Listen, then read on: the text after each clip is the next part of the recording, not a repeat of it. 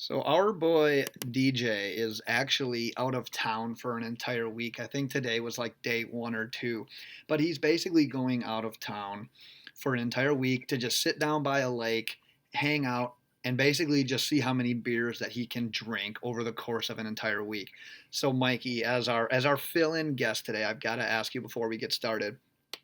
What's the like longest run of days that you've went where you've had like at least like one alcoholic beverage? What's your beer Uh, bender stat at to? I gotta say, when I went in freshman year of college, I made it a point to go 2 weeks drunk off my ass. I made it to 12 nights in a row. My body completely shut down on the 13th day, but those first 12 days were pretty good. I love it. That's actually I was very similar story, same kind of idea. I actually made it 14, but there were 2 days in there where I only had one beer, so I can hardly even like say that I topped you on that. So I am very proud of a 12 day. And with that, to beer benders, let's get loaded because this is the Loaded Box Podcast. Let's do it. I love it. As we just said, DJ is out of town. He's on a beer bender. So we have got none other but Mikey Ostrowski of the Goal Line Fantasy Football. Mikey, first and foremost, thank you for stepping in to DJ's drunk shoes. I know that you just opened a bottle there. I don't think the audio came through, but just so the audience knows, you are drinking, correct? I am drinking. We have a nice Yingling right here today. Oh, beautiful. And the view never changes from the top. I'm still waiting for Bush Light to come in on that sponsorship, but hey, take a quick drink. And we'll just let the audience know what we're going to be doing here real quick. Obviously, it's the very end of June. Most people are probably listening to this in July, so still a little early, kind of looking into fantasy football. But hey, end of the day, I've gotten to the point where it's not quite ever too early for fantasy football because that's what we eat, sleep, and drink is basically fantasy football. So Mikey and myself are back. We're going to be talking our 2019 fantasy football sleepers and bust from those in the AFC. So Mikey, before we get started, do you want to tell the listeners where they can find you and your work? Absolutely. So if you follow us on goal_line_FFB on Twitter, that's where you can find all of that. You can follow me personally at GFF_Mikey. And, my DMs are always open in case you want to talk football, talk shit, whatever you want to talk. You hear that, ladies? DMs are always open. If you're watching on YouTube, you can get a glimpse of what you may be in for. Think that Mikey may be off the market, but hey, there's always time for a side piece. Sometimes he has road trips. You never know what you're going to run into with Mikey. It's true. I'll be driving down to Florida next week, so There you go, take a pit stop. ladies from the south. He's down for a pit stop. So, with that, Mikey, as the guest, I'm going to let you lead it off. Let's talk about one of your sleepers for this upcoming fantasy season. Who do you got? All right, my sleeper, or I guess I'm counting him as a sleeper because of where his ADP is. So I really like Tyler Boyd this year. So he's got an ADP of the back half of the sixth round, and I think he's a guy that should be going significantly earlier than that. I have him as like a top 15 upside wide receiver. So I'm going to count him as a sleeper. I get what you're getting there at with the like being in the sixth round. It's hard to call him an actual sleeper, but I have a very similar situation, so I'm not going to hate on it. But here's my beef with Tyler Boyd is I'm usually a very big believer of drafting fantasy football players from teams that I have a lot of faith in. If there's one thing right now I don't have faith in, it's the Cincinnati Bengals. I think they should have replaced Andy Dalton a good 2 years ago. They failed to do it once again this offseason. So it's not like they're like openly tanking, but I truly believe that is probably it for Andy Dalton in Cincinnati. You know Joe Mixon's going to get his. You know AJ Green is going to get his. And we've seen Tyler Boyd do it for one season. So I don't mind the middle or the end of the sixth round where he's going. I'm just a little hesitant just because we haven't really seen him do it on a consistent level. Yeah, I get that, but I'm gonna go ahead and say I would be more than comfortable with making him my wide receiver too, in pretty much any format. I have that much faith in him. So Andy Dalton is not a fantastic quarterback, right? But somehow when AJ Green and Tyler Boyd were both on the field last year, Andy Dalton made made them both statistical geniuses. They were both very good week in and week out, and they have a solid run game. Joe Mixon is one of the premier running backs in the NFL now, and I just genuinely think that Cincinnati's going to be able to put it together. Are they going to win a lot of games? No, but that's a good thing because that means they're going to be playing from behind, and True. Tyler Boyd is going to get, at the very least, a lot of garbage time. So, I was looking at his. So he had 14 games played. He was targeted 108 times, and he was even better when AJ Green was actually on the field. So, if AJ Green can actually stay on the field this year, I think Tyler Boyd. I mean, the sky's the limit for him. The thing is with Boyd too that I've kind of noticed is it stinks when you like look at your lineup and like you see him as your wide receiver too, and it's not that sexy name. It doesn't pop like the ABs, like the Smith Schusters, like even like a guy like T.Y. Hilton, Adam Thielen. Like I always want to try to build my team with two really strong wide receivers because I think they're going to be the most consistent just because that's how like fantasy football in the NFL is played now. It's so pass happy. So if I can get Boyd as like a wide receiver 3 or maybe my flex, then maybe I'd be on board with it. But I just feel maybe the way that my team gets drafted, the way everything plays out, I just don't know if I'm going to be in a position to add a guy like that. I'm probably going to end up targeting like a depth at running back at that point. Maybe that could be where my biggest disagreement comes from. But I get Sure. everything that you're saying on that. I can agree with that part. So scenario for you. Let's say first 5 rounds, right? So you have Tyler Boyd available in the 6th round. First 5 rounds, you go out, you get your solid running back, like I don't know, like a Christian McCaffrey, Alvin Kamara kind of guy. Yep. You come back at the turn and you realize a guy like Joe Mixon or I don't know, a pretty hell of a good RB2 is still there. Like a So you Dalvin take him. Cook, yeah. Yeah. Then somehow Travis Kelce is available at the beginning of the 3rd round for you, so you grab him. Um, you're not taking your starting receiver until the 4th round. Right. Are you comfortable with taking Tyler Boyd in the 6th round in that situation where you have those two solid running backs and you get that elite tight end? Like if you can focus on the other positions first, are you comfortable with taking a risk on Tyler Boyd? That actually may be the way to do it. Like in that situation, I think you have to be okay with Tyler Boyd. But the reason that you have to be is because you're one of the people whose draft strategy is not to wait on tight ends. So in that hypothetical, I'll play the game. Yeah, then I'd be cool with it.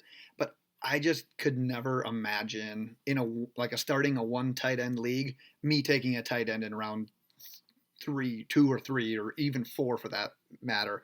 So for that thing alone, I'm just not going to go that way. But playing the hypothetical, if you're a person that wants that like statistical advantage and that positional advantage at tight end, and you want to take a guy like Travis Kelce or Zach Ertz, then yeah, you're going to get those points, and maybe you make up with where Tyler Boyd maybe like gets a little bit lower than your average wide receiver 2, but you're making up for it because you have like a clear cut tight end 1. Because we know of all positions, tight end 1s are not like created equal. There's such a big gap between like your Ertz, your Kelce, back in the day Gronk, compared to like your tight ends that finished 10th through 12th. So yeah, in the hypothetical, I can get behind that. All right. Let's jump to my first sleeper, and I'll stay on that same kind of path that you went to, because at this ADP, he's not probably like what most people would consider a sleeper. My other guys are definitely both double-digit ADP guys, but I add this guy on there because I feel like he's getting a little bit of hate like on draft Twitter. Like there's some people out there that are just like anti him, saying no way I'm taking him at this spot. But I think that he'll easily live up to his ADP. And it's Mike Williams of the Chargers going at the tail end of the 5th round. And the reason I like him here is because you're getting a guy who was, I think, at like 9 or 10 touchdowns last year. But his Double knock, digits, yeah. yeah, his knock was it wasn't consistent with the catches. It wasn't consistent with the yards. He was really almost touchdown dependent. I think what's going to happen here, though, another year in that offense, another year of familiarity, you're going to see this guy. Maybe he doesn't quite hit 10 touchdowns, but if he can get 7 to 8 and be more consistent with his catches and yards, I think that he's going to end up being a more well-rounded fantasy guy that you want to rely on a week-to-week basis. And I think some of the hate towards Mike Williams right now is coming because you've got Hunter Henry coming back. And if there's actually a tight end that I would target and grab, I really, really like Hunter Henry.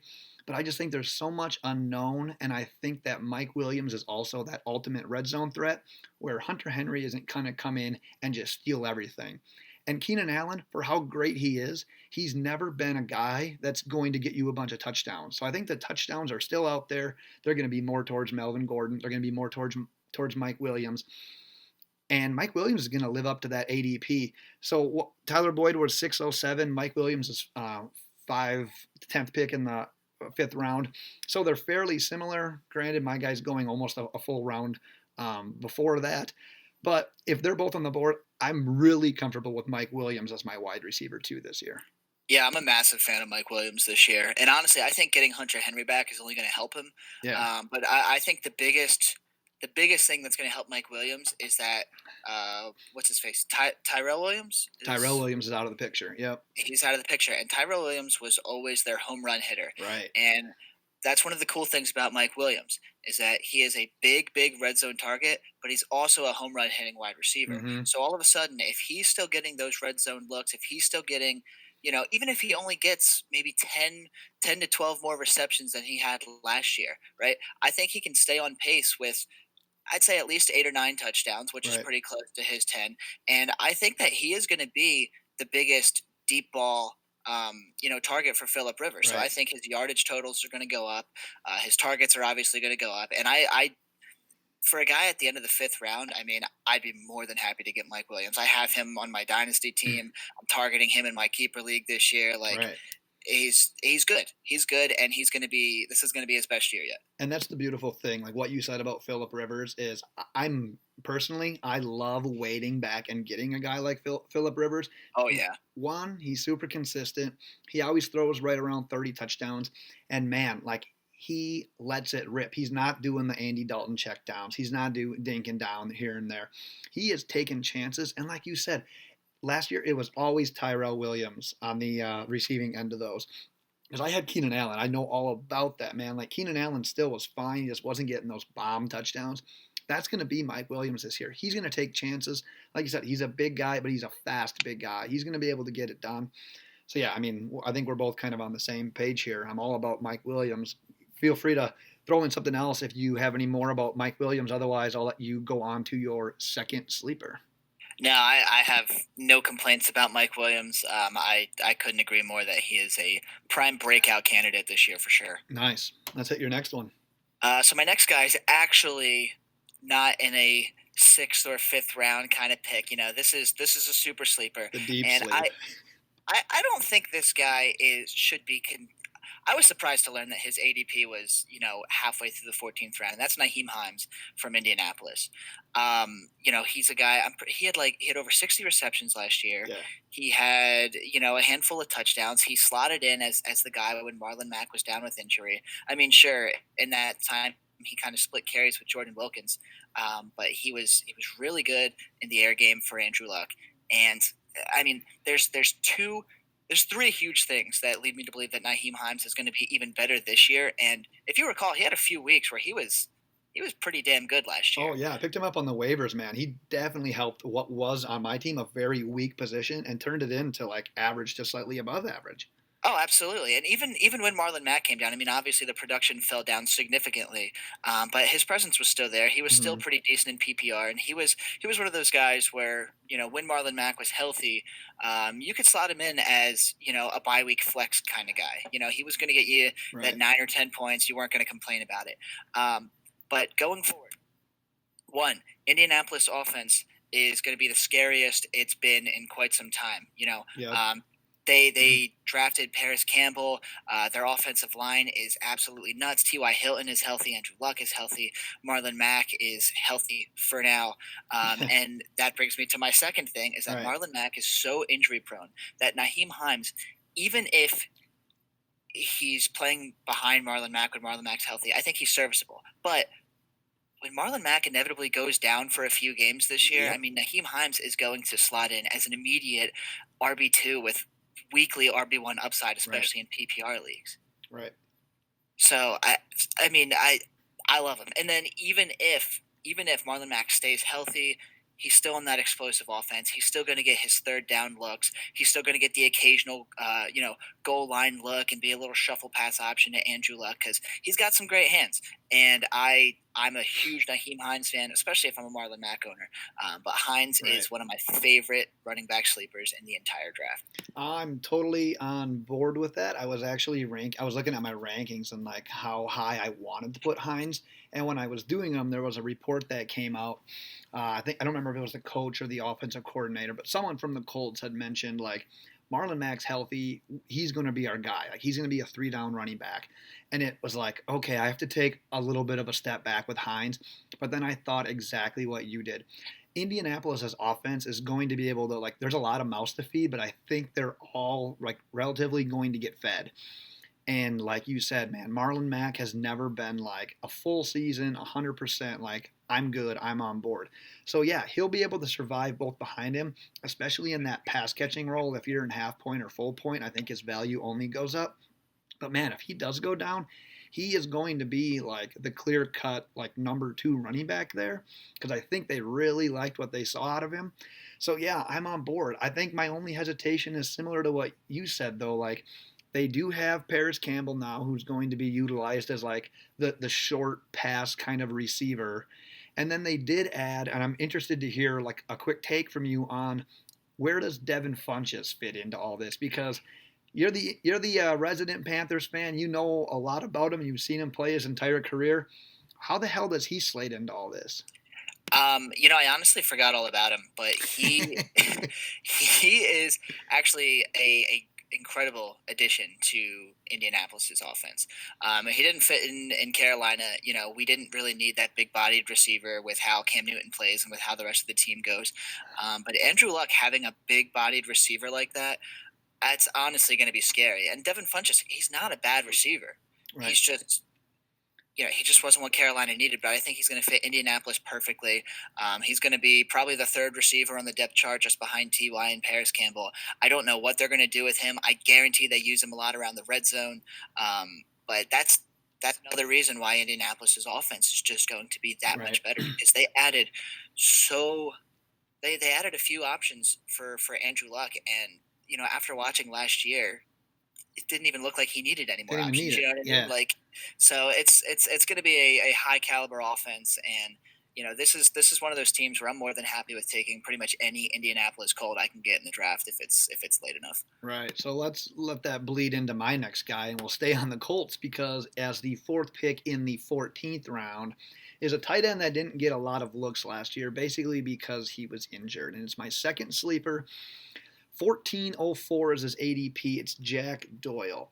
And I have to believe that if Doyle doesn't get hurt, Doyle is the one that's putting up all of those Eric Ebron type numbers. And here's the thing about Andrew Luck. You had said it. Like, he is going to make any and everyone right now fantasy relevant. And I really believe that if he needs to, and if Doyle even splits time with Ebron, both of them can be fantasy relevant. And if you have the choice between Eric Ebron is going late 6, early 7, you've got Doyle going solid in the 14th round. So anywhere from 7 to 8 rounds in difference. I am definitely going to wait and take my chances with Jack Doyle because, well, one, what the hell are the odds that Eric Ebron, who had done really nothing in his entire career until he played for Indianapolis, that he puts up back-to-back awesome season. He led all tight ends in touchdowns.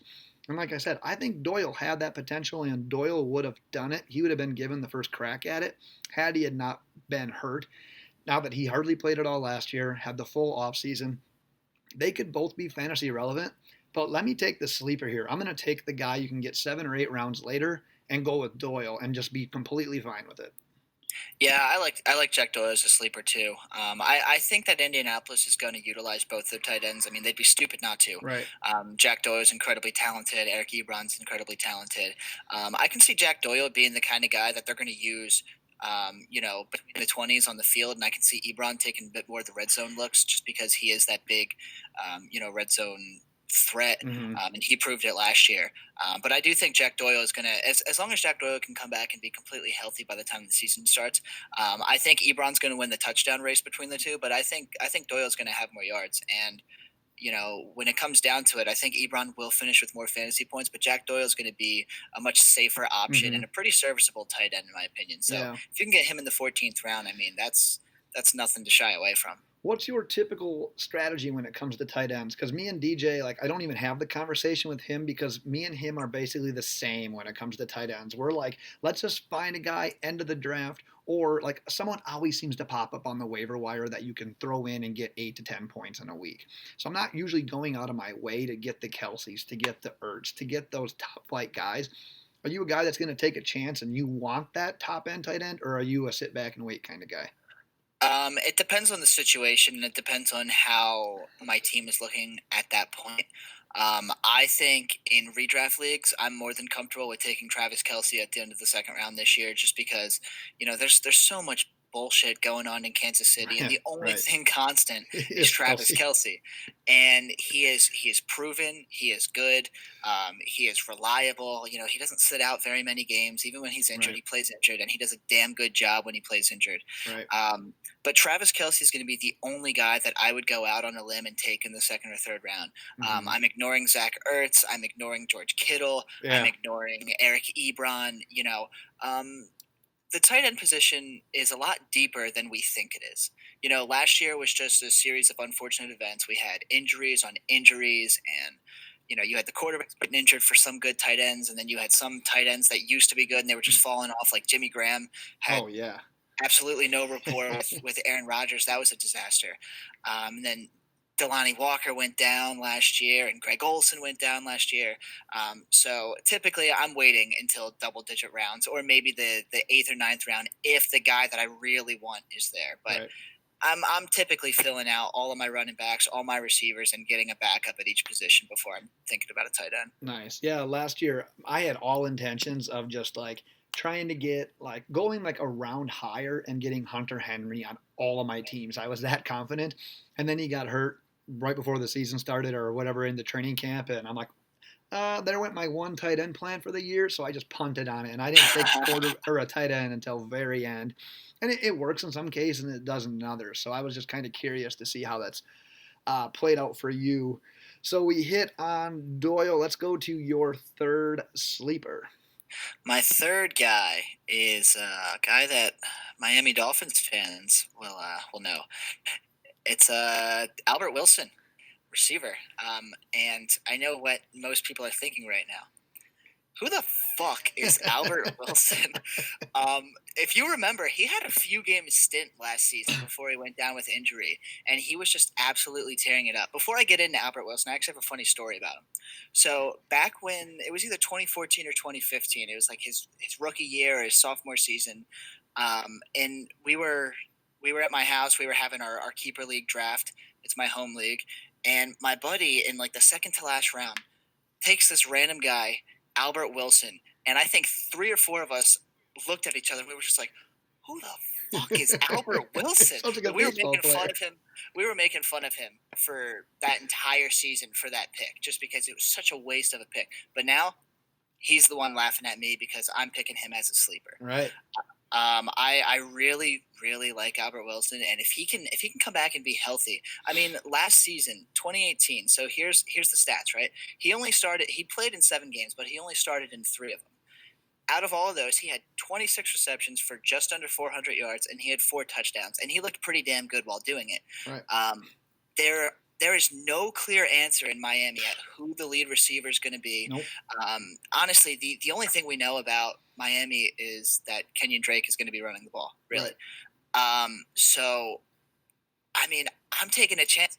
Albert Wilson has gone completely undrafted. He doesn't even have an ADP right now. And he's one of those guys where if you have an extra pick at the end in like the 14th or 15th round and you just want to take a flyer, take Albert Wilson, because no one's thinking about him. You might be able to stir up some fun in the draft room. Right. And then this time in 2 or 3 months when Albert Wilson's putting up some pretty decent numbers, you're going to be the one laughing. One, I love it because we said that, hey, we took some sleepers right away who may or may not really be considered sleepers, and now you went totally off the deep end and say, hey, this guy's doesn't even have an ADP, take him in your draft in your last round so that you don't have to scoop him up on the waiver wires. So I think we more than made up for what we did earlier. So totally excused. We're off the hook there. 2, I love your story, but I was a little disappointed in it. I thought you were going to say that Albert Wilson was going to show up at your fantasy draft. So I was like, whoa, where the hell is this going? But no, that's still cool. But yeah, I'm with you. As everyone that's been a listener for a while at least knows, I'm a Dolphins fan. And the one thing I would say about Wilson's production last year is that a lot of it came off of gimmick plays. However, I did see enough from him to know that he's not just a gadget wide receiver. The dude is actually a really good route runner, and he is so fast. Like, if you're a deep fantasy football player, you might, or like even NFL fan, you might know who Jakeem Grant is, who also plays for the Dolphins.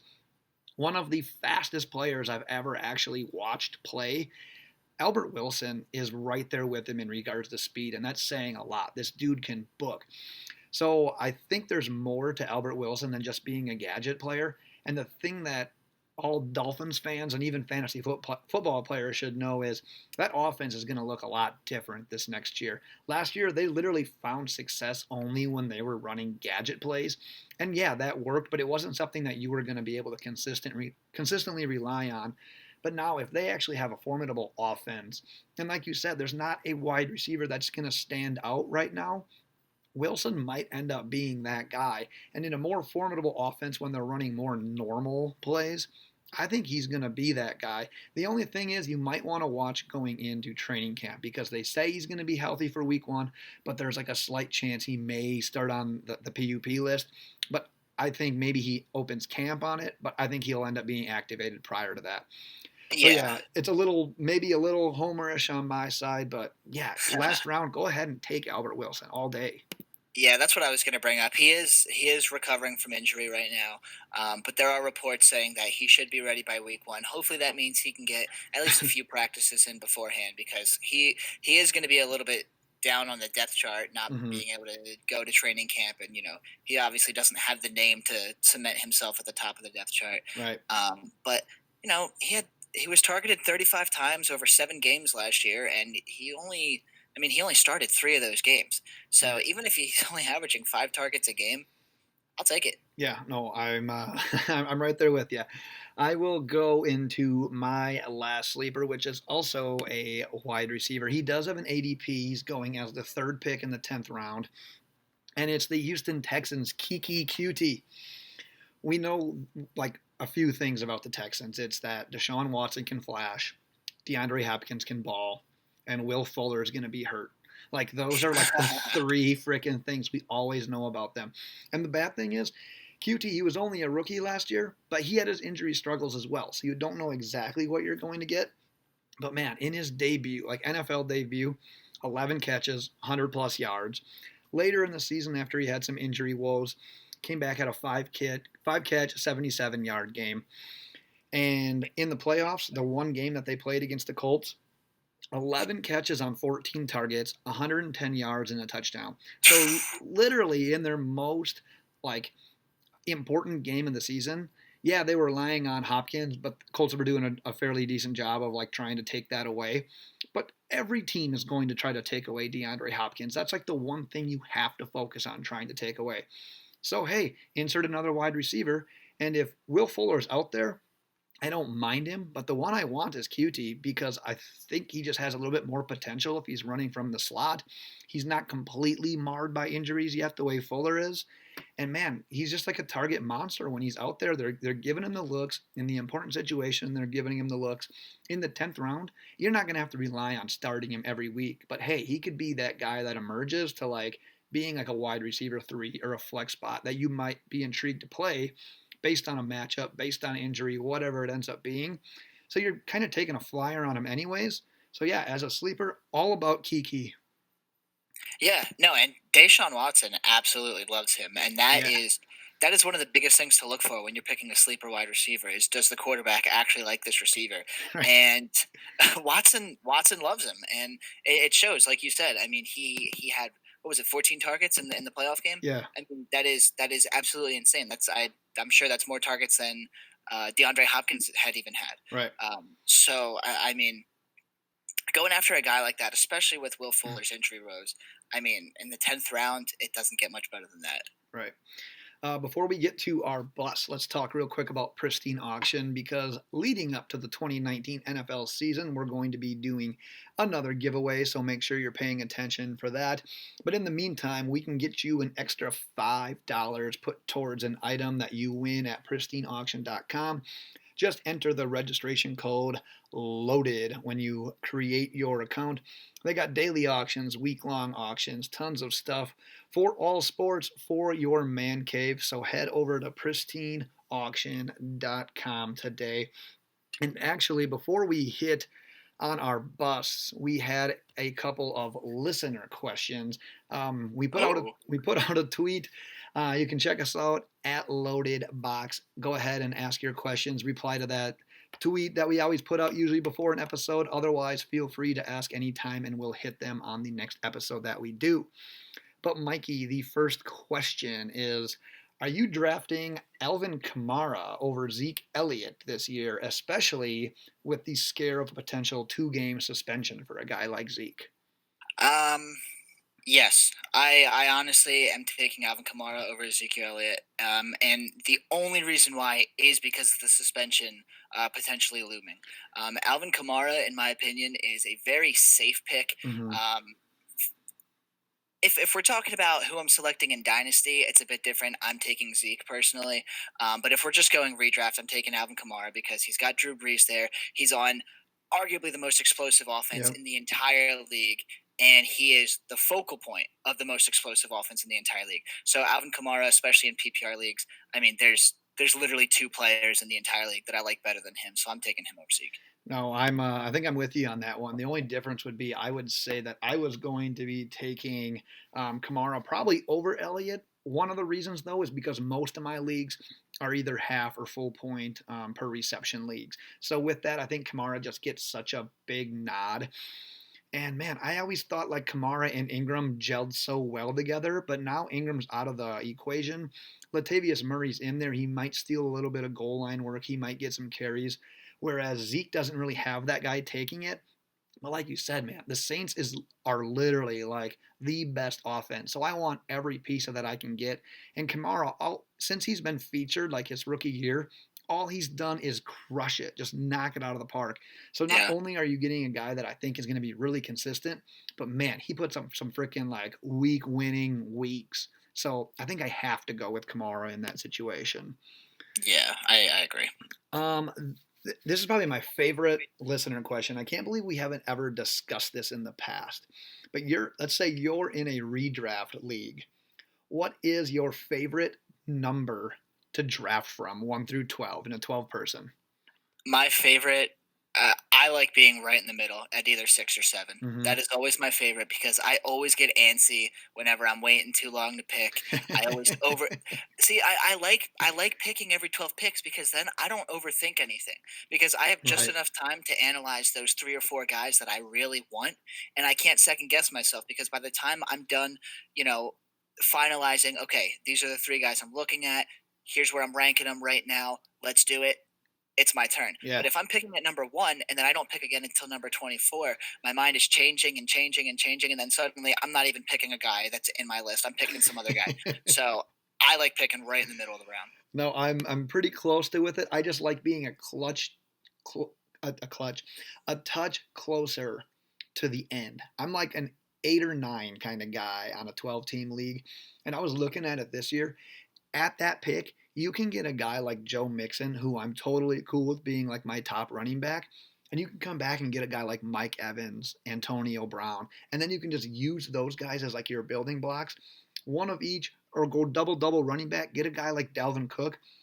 I just feel like you get so much more like bang for your buck getting that second like that second rounder, that's an early second rounder who has like first round potential on the snake part of the draft, that I just almost prefer being there. Like you said, I would love to have a top like 3 or 4 pick this year and get Christian McCaffrey because I'm totally on board with making him my number 1 pick this year. But then I'm just a little, dude, it's me and you. We are like, you started the train. I'm a hobo. I jumped on that freaking thing as quick as I could, and I am just going to ride it out because I had him last year, crushed it. Used him in daily fantasy every week last year, crushed it. I'm all about getting him. My What scares me though is what the hell am I getting on the way back? And you might get a couple of guys, but man, you need them to land, and that's why I want like a safe guy with them. But I just feel so much more comfortable getting that like top tier second round guy than I do like the bottom tier second round guy. Yeah, and if I'm picking at the very beginning, if I'm picking in the top three picks, my pick, whether I'm 1, 2, or 3, if Christian McCaffrey's there, I'm taking him because I'm one of those guys that's taking him over Saquon Barkley. So pray that I'm in your redraft league so you can have Barkley at number 2. um, but that's the kind of situation that I was talking about earlier. With I would pick Travis Kelce potentially because I mean, I'm not going to be fond of having my wide receiver one at the end of the second round anyway. So why Right. not just take that elite guy in Travis Kelsey and then settle for the, okay Right. back end wide receiver one or top end wide receiver two at the beginning of the third round, because they're all the same at that point to me. So That is true. Yeah, I guess if I get one overall, I'm just gonna take I'll take McCaffrey and then I'll just take like another running back and I'll change up the strategy just to the wind, man. I'm taking Travis Kelsey. I'll slam like 4 or 5 bush lights because I'll have that much time before I'm up to pick again, and then I'll make it with happen with wide receiver from there. But let's go on to your bust. So we each did 3 sleepers. Now we each have 3 busts that we are gonna suggest that you stay away from. So who was your first bust? I guess I'll pick the most popular bust that a lot of people are pretty much on board with, and that's Corey Davis from Tennessee. So his ADP is the 8th overall in the 9th round. So could you really call him a bust this late? I don't know. I am, just because of there's so many people that are still valuing him at such a high level, Mm-hmm. and I've never understood it. I didn't when Corey Davis first came in the league. Yeah, I had some excitement over him, but as soon as he went to Tennessee, I was like, okay, Right. like bye. Yeah. So I'm going to say Corey Davis is going to be a bust. Not only has he not proven himself yet, but Marcus Mariota is just. I don't want to say he's bad, but he is so incredibly inconsistent, and he does not help his wide receivers, especially from a fantasy perspective. Not at all. So that's my way of putting it nicely for Marcus Mariota. Then you have AJ Brown, who they drafted, who is another guy. I'm so heartbroken that he went to Tennessee because, in my opinion, he was the most talented guy Yep. in the draft, and because he went to Tennessee, I'm not touching him. And then I don't like players in Tennessee. I don't think Corey Davis has any real value, and his value was at an all time high before he even took a snap in the NFL. Exactly. Yep. It's been going straight down, and it's going to continue that trend. And until he relocates and he's not in Tennessee, I'm not touching him. I could have swore when you were talking there the entire time I was just listening to myself because we are carbon copy on this. Coming out of college, I loved Corey Davis. He was my receiver in that draft. Hey, and guess what? This year, I thought AJ Brown was like a surefire first round guy. That was the wide receiver I would have wanted my team to have. Now that they're in Tennessee, boom, exactly what you said. You've gone to a team that's led by Marcus Mariota, who's literally like never been able to like make even one wide receiver fantasy relevant, which should be enough to scare you off. This is the make or break year for Mariota. And part of me, as like a Corey Davis and AJ Brown fan, is like, man, I just hope he actually stinks this year so that they try to address the quarterback. And if they both end up staying there, both of those receivers are there for the long haul. Get these guys, they are studs. Get these guys a quarterback. And no, the answer is not Ryan Tannehill. But hey, the answer also is not Marcus Mariota. So like you said, until there's a literally like a new guy that's not even on the roster right now playing quarterback, I can't. Not even in the 9th round do I feel really comfortable with Corey Davis. I love the name. I love the potential. Yeah. But man, at that point, that's all it is. I loved your analogy, man. His hype, like his like actual like potential of production was so high when he came into the draft, and it's just been like a little trickle down ever since.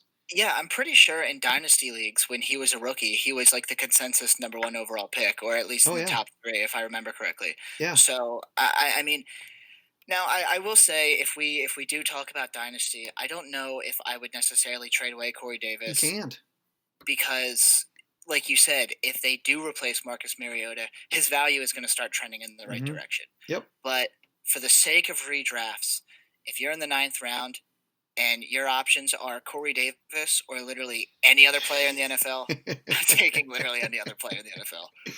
Yeah, I remember last offseason, you're spot on. I tried trading for Davis in my dynasty league, and the person literally said like, "Hey, like I like your offer, but he was like my top pick. I had like a top 3 pick. He was my guy. It just feels wrong parting with him, and you're Yeah, selling him at an all-time low." So yeah, we are one and the same when it comes to Corey Davis. Um, I'll jump. such a shame. I know it sucks. You're just wasting him, Tennessee. Let him go. I'll jump on to my bust, and I feel like this one might be a little controversial. Actually, I feel like all 3 of mine are a little controversial, so I'm interested to hear your take on them because I've already heard DJ's a couple of times. But my number one guy, I'm not even gonna like tease it. I'm just gonna go right into my number one guy. It's Le'Veon Bell, and not that I don't like the player, it's the fact that he's going as the 10th pick in the first round.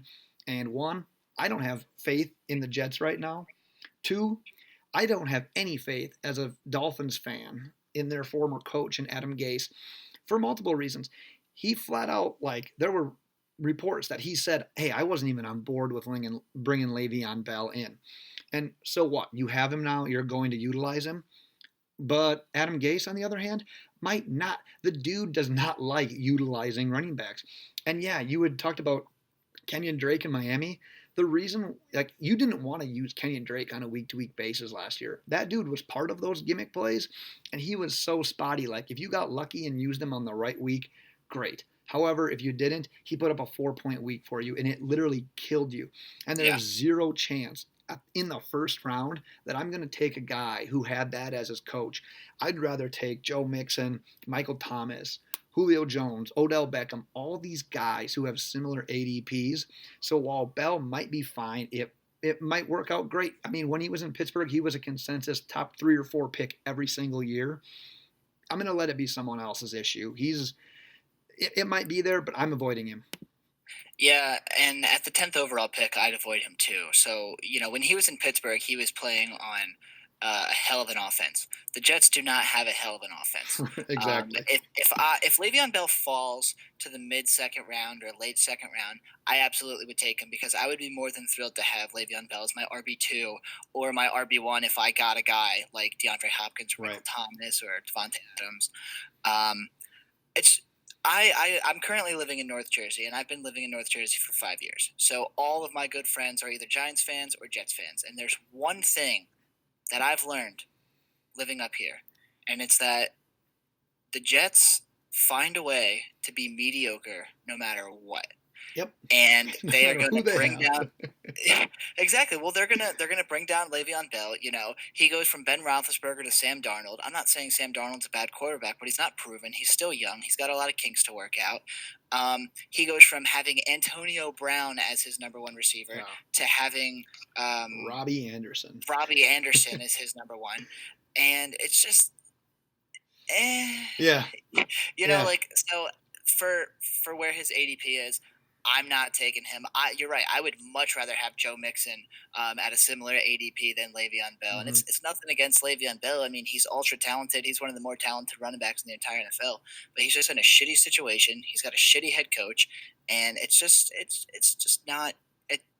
It's not going to be the same. Yeah, the thing that could save him is that like ability as a pass catcher because he proved to be like a very top tier pass catching running back, but I just haven't seen it from Gase. Like everyone gives Gase like all this credit, and I was a believer of bringing him to Miami. They needed the change, but man, I think so much of Gase's success was like due to Peyton Manning. Like Gase didn't like crush it with Jay Cutler. Contrary to like what so many people believe, like, oh, Jay Cutler was a stud in Chicago when he had Adam Gase as an offensive coordinator. That really wasn't the case. It's just that his turnovers went down. That was literally the best thing, and that's what you wanted out of Cutler, but it's not like he was out there crushing it on a week-to-week basis.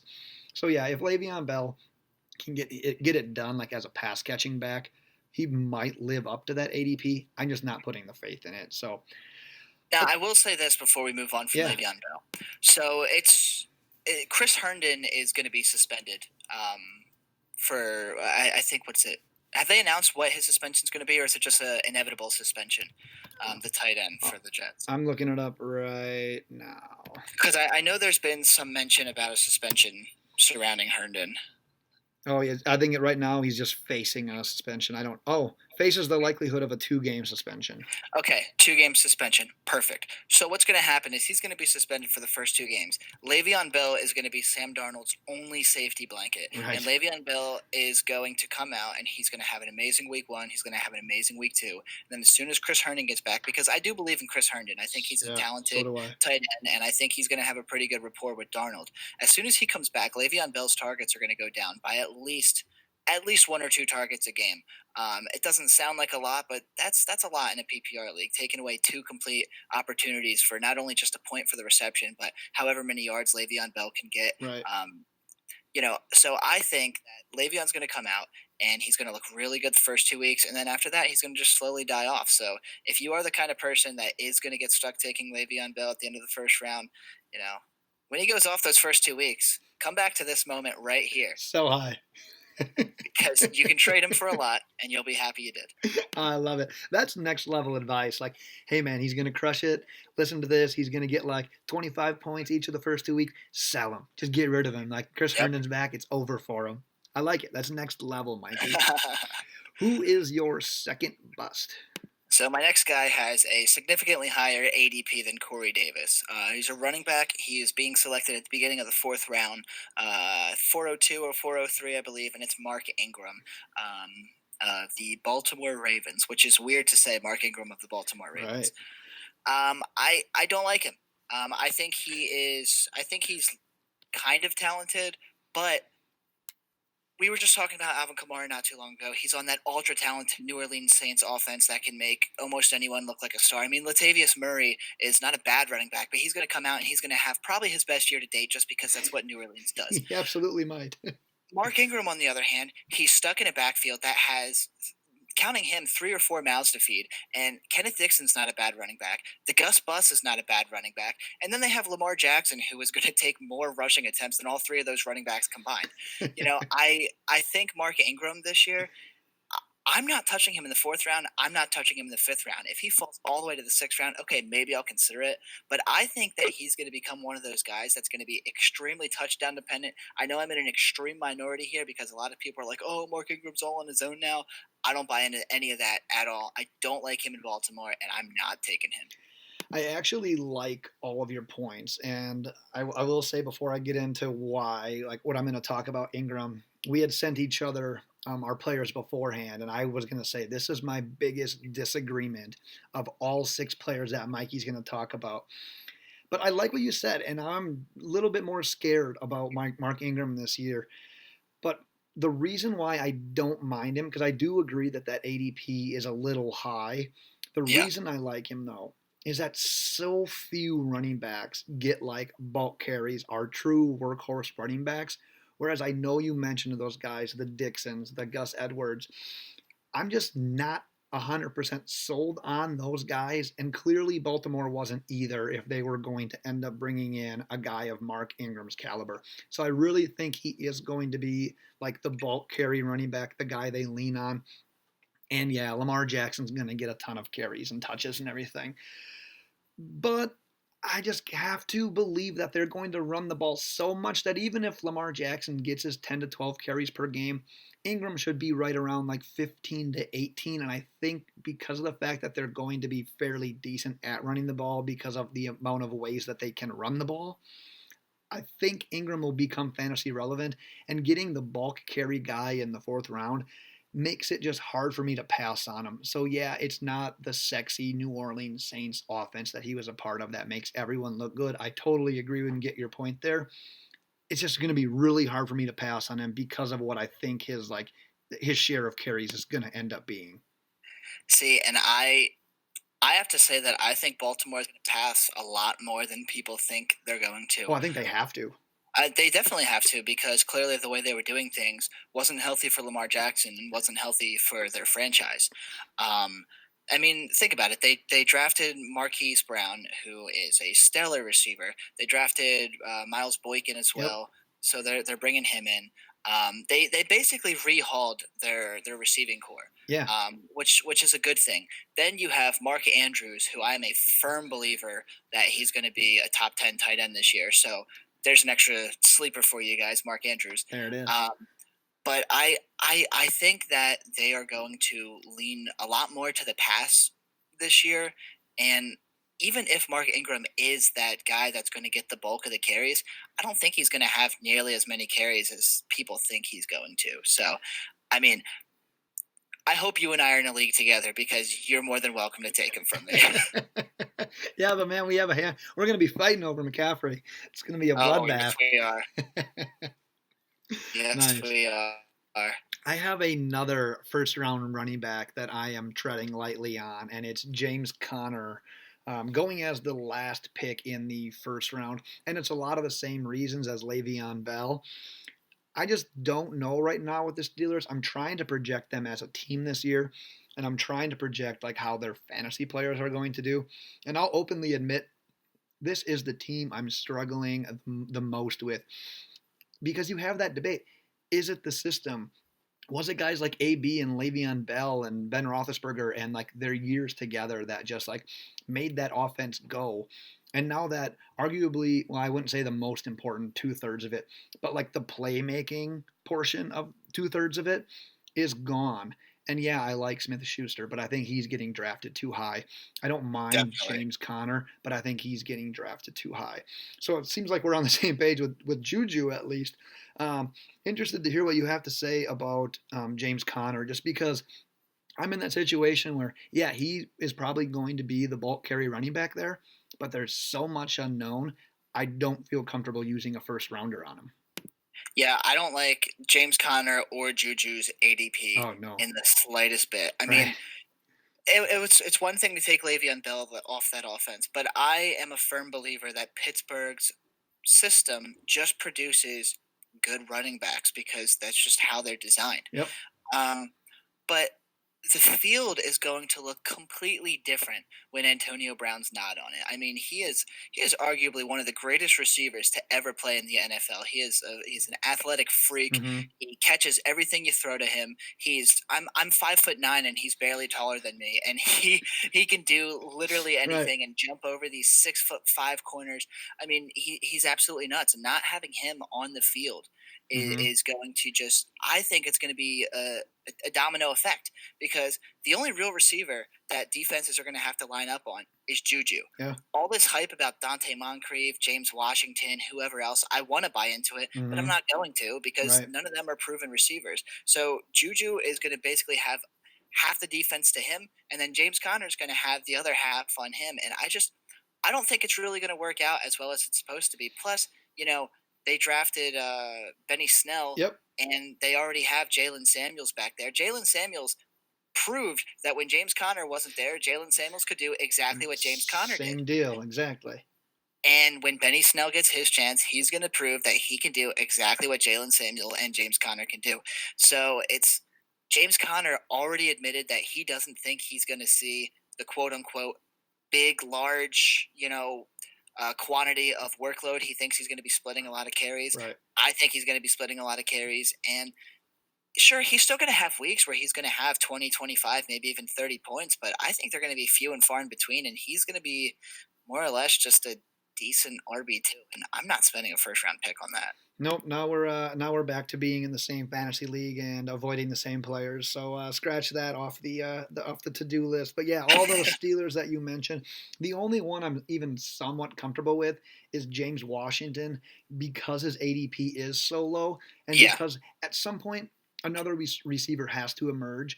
And yeah, right now it looks like Moncrief is like the one that the beat reporters are saying are probably going to get the early looks. End of the day, I think we know what Moncrief is. I don't think we know what James Washington is. And with that front office having like legit draft capital invested in Washington, they're going to give him a chance. Even if he's not like the clear-cut number 2 right away, At some point, he's going to be given the chance, and I wouldn't mind having him at the end. But yeah, other than that, I do not know where to predict Steelers this year, and I don't even care sounding weak saying that. Like there's like certain teams that you just can't grasp everything. The Steelers are that team for me this year. Yeah, there's only two Steelers that I'm taking at their current ADP, and that's James Washington Yep. and honestly Ben Roethlisberger. Roethlisberger, yeah. Ben Roethlisberger, I don't know his exact ADP, but I hear he's been going undrafted in some mock drafts on Twitter. And if you can snag Ben Roethlisberger as your backup quarterback in like Yeah. the 14th, 15th round, that's a complete steal. You Yeah. know what I mean? He's still a good quarterback, whether he has Antonio Brown and Le'Veon Bell or not. So those are the only two guys from Pittsburgh I'm taking at their current ADP. If James Conner falls, he'd have to really fall to Yeah. like the end of the second round for me to consider him. Right. No, I like that call on Roethlisberger as well. We each got one bust left. Let's talk about yours. Who do you got? Another Tennessee Titan. The guy that Twitter is going absolutely bonkers over, and I'm not wasting my time at all. He's being drafted at the end of the second round, and it's Derrick Henry. Okay, so I saw a stat on Twitter, and I'm not going to do it any justice because I can't quote it perfectly right now. But it aligned when you take the last like 4 or 5 games of an NFL season and you apply it to a running back for the next season's like ADP and fantasy draft, Mm-hmm. it has never once worked out when the sample size was that small. Like I forget the names, but they were all like super backups. Like they Right. had 4 games of relevancy and then they just completely fell. They lost their spot. This is not. I'm not saying Derrick Henry's going to lose his spot, but Tennessee does not have a talented quarterback. Therefore, they don't have a talented offense. I mean, if you take away those last 4 games from Derrick Henry, which I know you can't, Right. I know you can't take them away, but if you do, I mean, his yards per carry is garbage. He's not a bad running back, but it's just being on Tennessee is just toxic. Yeah. You even take away that game that he had against the Jaguars. I don't like that had to have been a very significant amount of his touchdowns and yards for the season. Like you said, his ADP right now is end of the second round, early third. What the hell goes on with his ADP if you take like that game and like one other ones away? He's probably like a 6th, 7th, maybe 8th round running back. Yeah, there's people out there that are taking him as their RB1, and to that I say, I'll see you in the consolation bracket. Absolutely. And this is what kills me too, because I've been in battles trying to support Derrick Henry. And yeah, we've seen what he can flash. Like, yeah, he had those games, and like you said, you can't take them away. But man, for how much people love those big weeks, we fall in love with that, and it clearly affects our drafting like late the next year and however long after that. Consistency is so huge, especially if it's going to be, like you said, some people are taking him as your number 1 running back. And for how scarce that position is, if you want to rely on a guy who has 3 to 4 good games in an entire season, yeah, you nailed it. Consolation bracket, man, here we come. You just can't get quite behind that. So for how much I love him, and this kills me to say, that ADP is in a different stratosphere. Like, I'm not even on the same planet as those people drafting him there. I will point out one thing that I'm actually just realizing now, and I've kind of had that aha moment. Don't get me wrong, I'm still not touching Derrick Henry. But if he's got an ADP at the end of the second round, that means he's being picked up by the same people that are drafting Saquon Barkley and Christian McCaffrey. And at that point, I could kind of see taking Derrick Henry now that I'm thinking about it. You just talk yourself out of it. Well, because put it this way, Saquon Barkley, Christian McCaffrey, Alvin Kamara, you can't get much safer than that. Derrick Henry, you can't get much more risky than that. Right. You know, so if you already have that number 1 overall safe kind of guy, I mean, if you swing for the fences and you miss, you still got Saquon Barkley or Christian McCaffrey. But if you hit, suddenly you got 2 of the most dynamic running backs that anyone in your league has. I'm just saying, I don't know. I still can't justify a second round ADP for Derrick Henry. But in that certain scenario, I think I could talk myself into it now. I actually love it. You filling in for DJ, and you literally pulled the ultimate DJ move where you back your way into playing both sides of the fence. So it's like, yeah, no, I'd avoid this guy. But in this situation, yeah, I wouldn't take him as my RB. But if you have one of the quote unquote RB1s as Barkley or McCaffrey, maybe I'll justify your pick. But still, the second round is just too early. Well, and here's the thing. We're talking about bust potential. Even though you're saying it might be worth the risk, but you have this safe guy that, yeah, he still has that high bust potential being that high of a pick. Oh, definitely. Right. Yeah, I'm only taking him if I have an extremely safe, super safe guy to offset the risk. Right. Yeah, just not be your RB1. Let's settle on that. So yes. my third bust was probably my hardest one to actually talk myself into, and it has a lot to deal with the fact that he's going so high that no matter how many leagues I'm in, I think I'm usually in like 6 redraft leagues. I don't envision a scenario where he ends up on my team. And it's Patrick Mahomes, who's going as the 10th pick in the third round. And yeah, he's worth a high pick. Like I wrote an article about 3 quarterbacks who legit can finish as the QB1, and I think it's Rodgers, it's Mahomes, and it's Luck. But I think history tells us it's going to be damn near impossible for a guy like Patrick Mahomes to even come close to repeating what he did last season. He statistically had like one of the best seasons that any quarterback has ever had. Over 50 touchdowns, 5,000 yards. And yeah, he's getting drafted like that now as a late third, early fourth round guy. And we talked about it earlier. I'm just not a guy that's going to take a quarterback that early because I think if you do and he ends up trending back to the norm, like what we saw Deshaun Watson when he was going like super high, we saw Deshaun Watson kind of tread back to where he was. And if you invest that high of a draft pick in that quarterback, you are taking away the ability to get like a really good running back or a really good receiver, and instead you're taking a quarterback that may put up similar numbers to a quarterback you could have got in like round 7 or 8 or potentially even later. So yeah, he'll probably have a good season. I'm not denying him as a good quarterback. I would be ecstatic for my favorite team to have Patrick Mahomes, but end of the day, I can't justify using a third round pick on the quarterback that I think is going to, even if he comes back a little bit, he's just not going to live up to that ADP. Yeah, and I completely agree. I mean, don't get me wrong, I love Patrick Mahomes. I think he's fantastic, and I think he's a lock to be at least a top 3 quarterback. Right. Taking him that early is just a sin, honestly. Like, there are so many other things you can do with your second round pick. There are so many other things. You can get the super solid RB2. You can get a super solid wide receiver 1. You can get Travis Kelce. You can get your top tight end, yeah. Like, it doesn't make any sense to me because he's Patrick Mahomes. He's not gonna repeat that extremely high level of success. And if he does it for a second year, that guy needs to be drug tested or something. No kidding. That's just nearly impossible. Like Deshaun Watson, for example, I think he's a dark horse candidate to be the quarterback 1 in my opinion. He's being drafted at like pick 510 or 509. Yeah. Like if you really, really, really want a quarterback that bad, take 2 running backs, take 2 receivers, and then take Deshaun Watson in the 5th round. Or my favorite, and maybe this is a homer pick.